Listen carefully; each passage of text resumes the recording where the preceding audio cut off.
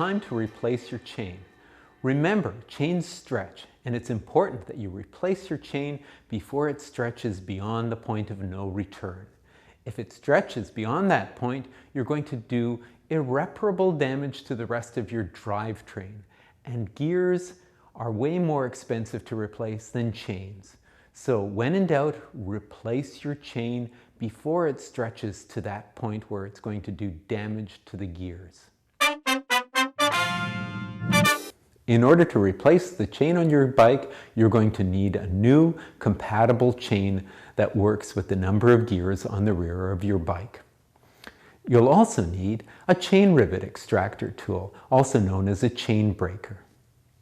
This is a very simple tool, but it's very important because it precisely lines up with the rivets on your chain in order to push them out and insert a brand new pin. The first step is to remove your old chain from the bike. In order to do that, we're going to reduce the stress on the chain by shifting into the slackest position on the gears. The slackest position on the gears is where the chain is sitting on the smallest cog on the front and the smallest cog on the rear. That reduces the chain wrap to a minimum, and the tension on the chain is also at its minimum at that point.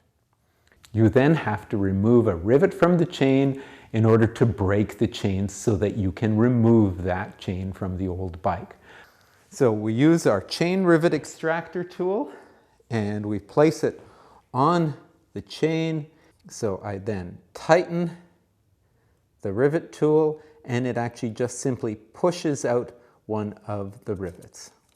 I just keep tightening, and as I tighten, you'll hear that little pop as the rivet is pushed through. And if you can see, as I tighten this, I'm actually pushing the rivet that actually holds that chain link together, and I'm pushing it right out the other side of the chain until it pops out. Undo the tool, and the chain simply falls apart. And now we're ready to remove the chain from the drivetrain of the bike. But hang on to that chain for a moment. You're going to use it to size your new chain. New chains are always longer than they have to be, and it's important that you reduce the size of the chain to its minimum size. Your old chain will tell you what that is. When in doubt, make your new chain about a link shorter than your old chain. We can remove those excess links, and we do that by simply marking the rivet that we're going to extract. And remember, make sure that your end link will match the end of the chain. There are two kinds of plates on the chain. There are inner plates and outer plates. The inner plates are much closer together, and in order for this chain to mesh together correctly, we want to make sure that we're going to connect an inner set of plates to an outer set of plates at the other end of the chain. So let's line that up. And the point of alignment is actually right at this rivet. Make sure you line up the rivet extractor with the center of the rivet that you're going to extract. Gently turn it, ensuring that it remains centered on the head of that rivet in order to push that rivet out. Initially, there'll be a fair bit of resistance. If there's too much resistance, it usually means that you've misaligned the chain tool. If you misalign the chain tool and you force it, you're going to bend or break the center pin in the tool. Now that your chain is the correct length, it's time to thread it through the drivetrain on your bike. Thread it through the drivetrain and line it up on the gears as you need. So the chain goes over the smallest cog on the back and around the top jockey wheel like this, and through the top side of the pin that separates the jockey wheels, and then through the pin at the bottom of the cage and onto the bottom jockey wheel. And you can see that it's properly lined up. By pulling on the chain, you can see that it's going to drive the gears correctly through the rear derailleur. In order to make it easy to connect the chain together, we're going to give ourselves the most slack possible. So in order to do that, I'm going to dump the chain off of the small cog on the front, so it's actually not on the gears at all on the front, and I'm going to bring the two ends of the chain together. If you haven't done it correctly and you have two outers or two inner plates, the chain won't mesh correctly. So you'll have to reshorten it by cutting off half of a link. This pilot bit is very useful because it will hold our chain together temporarily while we're working on it. And by pushing it through, it holds the chain together.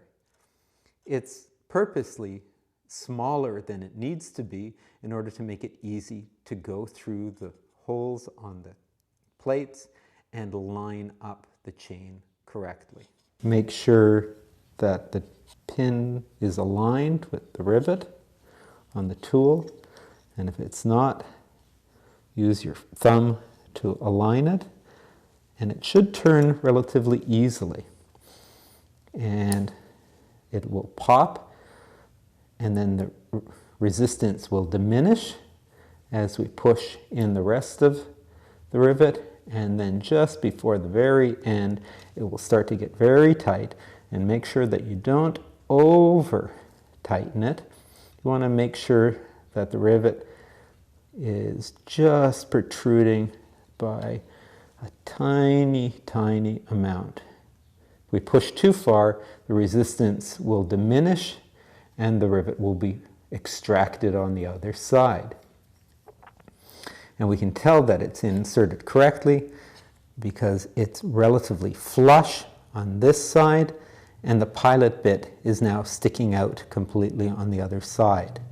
This pilot bit, of course, can't stay here because it's going to get in the way. And the only purpose for this pilot bit is as a guide for the rivet. And then we just use the end of the tool to grab onto the bit and snap.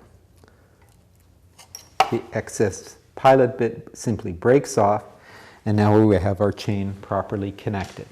And that's how you know that the rivet is working properly. It's still a little bit tighter there. You can see that little bit of tightness. It doesn't want to bend as easily as some of the other links. So just work it back and forth a few more times in order to free it up. Now that we've got our chain put together and hopefully the links are moving smoothly, we're ready to put the chain back onto the front gear. And we simply reach down, grab onto the chain, and feed it onto that front gear and drive it through to make sure that it's turning smoothly. Okay? Now, if we simply pedal backwards, it'll let us know whether we've got any stiff links. And if we do have a stiff link, it's time to fix it by flexing that chain just as I showed you. And hopefully you've freed it up sufficiently so that your chain and drivetrain will work perfectly.